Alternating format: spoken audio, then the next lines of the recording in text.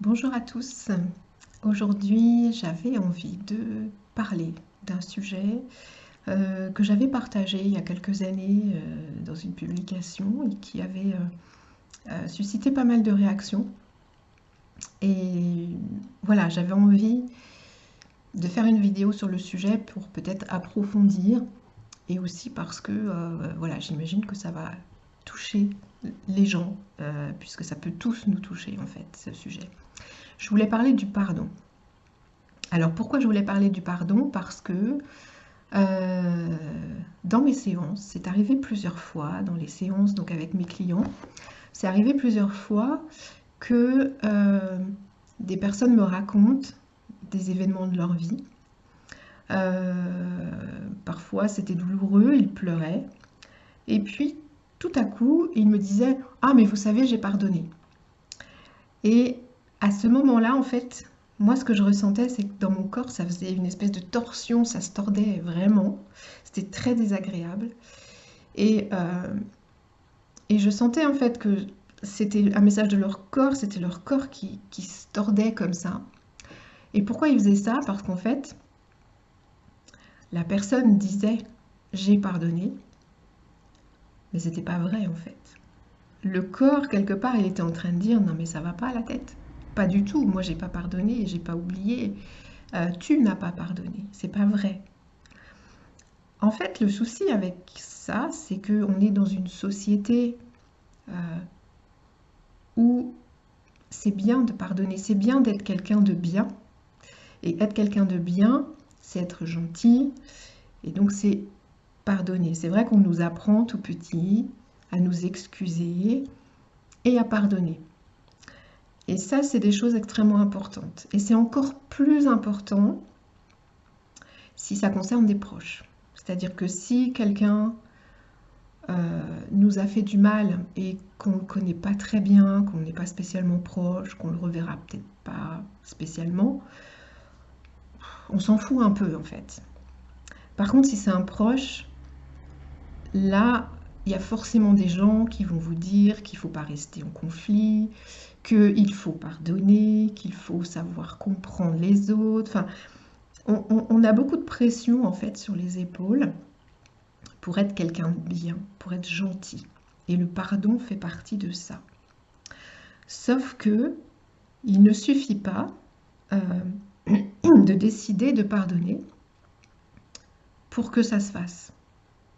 C'est déjà évidemment un premier pas, il faut avoir envie de pardonner, mais ça ne suffit pas et ça ne suffit évidemment pas de dire j'ai pardonné pour que ce soit fait. En fait, vraiment, j'ai pu voir dans mes séances que ben non, la personne disait ça, le mental peut-être disait ça, la bonne conscience disait ça, mais la personne en elle-même et son corps notamment disait que elle n'avait absolument pas pardonné, c'était pas vrai. Donc moi, ce que je me dis en fait, puisque c'est évidemment aussi quelque chose qui me concerne, comme tout le monde, on m'a fait du mal aussi, on m'a blessée. Euh, donc je suis évidemment dans la même situation que tout le monde. Et ce que j'ai pu comprendre de ça, expérimenter, c'est que peut-être que plutôt que d'essayer absolument de pardonner l'autre pour être quelqu'un de bien, ce serait peut-être intéressant de d'abord accepter qu'on nous a fait du mal. Parce que finalement, on passe très très vite sur les choses, on passe d'un truc à l'autre, et encore plus là de nos jours. Donc, est-ce qu'on ne peut pas faire une pause pour se dire, ok, là, on m'a fait du mal, là, j'ai morflé, là, j'ai vraiment souffert. Et puis aussi, accepter d'en vouloir à l'autre. Parce que on est tellement imprégné de l'idée de la bonne personne, la bonne fille, le bon garçon, etc. Il faut être gentil comme tout. Du coup, on refuse d'en vouloir aux autres. Euh, et ça, c'est beaucoup aussi dans la spiritualité. Alors, on nous dit que si quelqu'un nous a fait quelque chose, c'est pour nous faire réagir, machin. Bon, voilà. On se prend beaucoup la tête sur le pourquoi du comment. Mais est-ce qu'on ne peut pas aussi aller voir des choses très simples, c'est-à-dire accepter que j'ai été blessée et que j'en ai bavé. Et se le dire, vraiment, se dire, voilà, j'en ai bavé. Vraiment, à ce moment-là, ça a été très dur. Et deuxièmement, accepter de se dire qu'on en a voulu à certaines personnes de nous avoir fait du mal. Accepter qu'on soit cette personne-là qui est en colère, qui est blessée, qui pleure, qui est triste, qui est peut-être faible et fragile à certains moments. Accepter d'être aussi cette personne-là. Et accepter, voilà, d'en vouloir vraiment à l'autre, de lui souhaiter le pire, etc. Il ne faut pas faire ça trop longtemps, on est bien d'accord, mais ce que je vous demande, c'est pas de lui souhaiter le pire à cette personne, c'est d'accepter qu'à un moment donné de votre vie, vous avez été vraiment en colère et que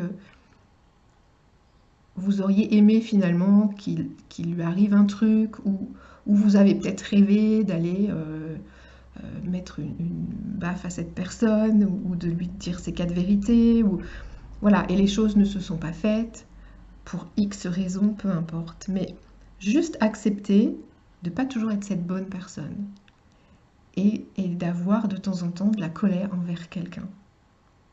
Et puis accepter aussi notre propre colère envers nous-mêmes. Parce qu'en général, quand on vit quelque chose de difficile, on s'en veut aussi. On s'en veut de ce qui s'est passé, d'avoir réagi de telle ou telle façon, de ne pas avoir réagi de telle ou telle façon. On culpabilise énormément. On peut refaire le scénario en disant « Ah, mais j'aurais dû dire ça, j'aurais dû faire ça, mais pourquoi ?» Enfin bon, ça ne nous permet pas tellement d'avancer non plus. Il y a des personnes qui ont besoin de revisiter les scénarios pour avancer, et d'autres pour qui c'est vraiment délétère. En tout cas, il ne faut pas que ça dure trop longtemps. Et c'est important, encore une fois, d'accepter notre propre colère et notre propre culpabilité. C'est-à-dire que, en fait, ce qui est important, c'est de prendre conscience de tout ça. De prendre conscience qu'on a été blessé, de prendre conscience qu'on en a vraiment beaucoup voulu à l'autre, même si on n'a jamais exprimé, et de prendre conscience qu'on s'en est beaucoup voulu aussi à nous-mêmes. Toutes les personnes qui se font agresser, par exemple, culpabilisent énormément et s'en veulent à elles-mêmes. Elles sont très en colère contre elles-mêmes.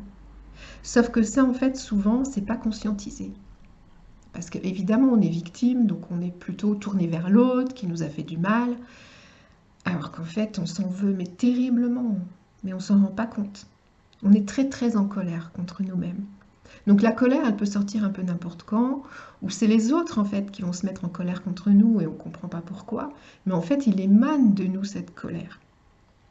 Et elle peut prendre différents visages.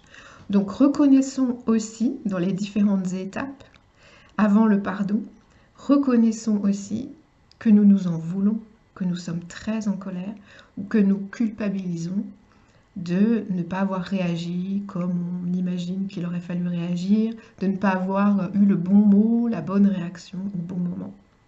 C'est du passé en fait. Donc on ne peut pas rechanger le truc. On ne peut pas refaire le scénario. Par contre, on peut changer ce qu'on ressent et ce qu'on pense de ce qui s'est passé et de nous et des autres.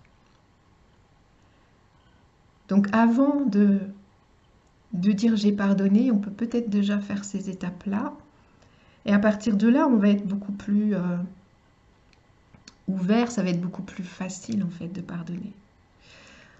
Moi, j'avoue que je suis pas persuadée que en faisant certains rituels de pardon, en allant faire des cercles de pardon, etc., ça va tout changer dans certaines situations. Je pense sauf si ce sont des choses voilà, qui passent aussi par soi, parce qu'en fait, il faut aussi se pardonner à soi. On est tellement en colère contre nous-mêmes d'avoir vécu certaines choses, d'avoir réagi de certaines manières, d'avoir craqué, d'avoir pleuré, de s'être mis en colère, etc., que c'est important, à mon avis, de se pardonner à soi-même. Alors c'est tout un chemin, hein, ça ne se fait pas comme ça d'un seul coup. Il y a ces différentes étapes voilà, qu'on peut faire, déjà accepter d'avoir vécu tout ça, d'avoir ressenti tout ça, de ressentir peut-être encore des choses négative, de la colère, de la tristesse, peu importe ce que c'est. Et ensuite, se pardonner, se dire, ok, j'ai vécu ça, je peux rien changer maintenant, ça sert à rien que je rumine, que j'y repense, mais peut-être que je peux aujourd'hui me pardonner et me donner la douceur dont j'ai besoin, l'amour dont j'ai besoin euh, par rapport à cette situation-là. Alors, il y a une méthode que moi j'aime bien et qui fonctionne assez bien, c'est Ho'oponopono, hein, qui consiste à se dire je t'aime, je m'excuse, je te remercie, pardonne-moi. Alors, il y a différentes versions, il y a des personnes qui disent les choses différemment.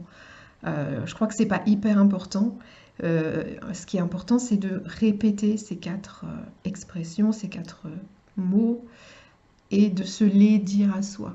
On peut les dire 50 fois par jour, 100 fois par jour, pendant des semaines, avant de le dire à l'autre, à celui qui nous a blessés, ou celui ou celle qui nous a blessés, s'il y a une personne qui est concernée dans la situation.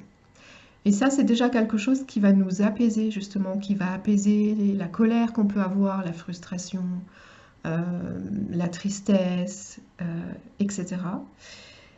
Donc ça va déjà apaiser par rapport à nous. Après, on peut l'utiliser pour les autres, par rapport aux autres. On n'est pas obligé qu'ils soient en face de nous. On le fait en imaginant que la personne est là et on le dit, voilà, comme si la personne était là. Et on le répète plein de fois aussi. Et ça fonctionne en fait, ça apaise véritablement.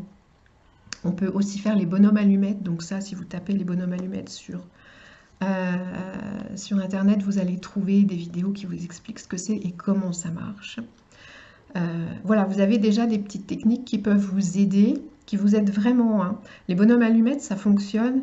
À mon avis, il ne faut pas les faire une seule fois et puis basta.